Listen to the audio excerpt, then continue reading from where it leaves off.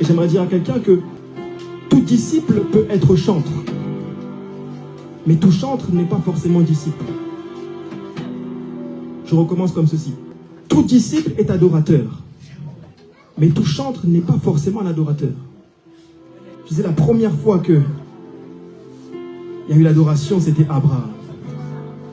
Abraham, l'Éternel lui dit, donne-moi ton fils. Le seul, l'unique qu'il a eu, qu'il a tant cherché, qu'il a tant voulu. Mais Abraham, ce qui est étonnant, c'est qu'il s'exécute. Pourquoi? Parce qu'il avait soif de rencontrer Dieu. En fait, là où il partait faire un culte à Dieu. Il prend son fils Isaac, il va vers la montagne afin de dresser un autel et de déposer Isaac. À partir du moment où il y a culte, il y a adoration. Lorsqu'il y a un culte, il y a quelque chose qu'on doit déposer, un sacrifice qu'on doit déposer. C'est pour ça, chaque dimanche, normalement, on doit être nous-mêmes des holocaustes. Même pas chaque dimanche, chaque jour.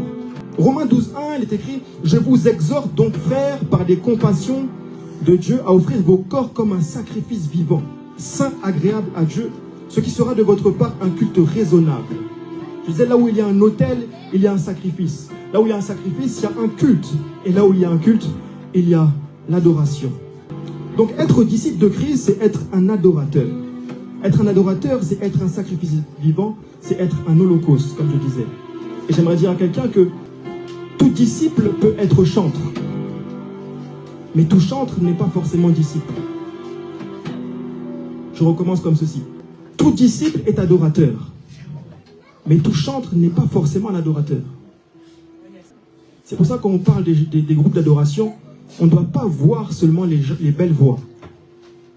Parce que lorsqu'on regarde la Bible, on parle de Paul, Silas ou encore des disciples, on ne voit pas qu'on disait que c'était des chantres qui étaient en train d'adorer.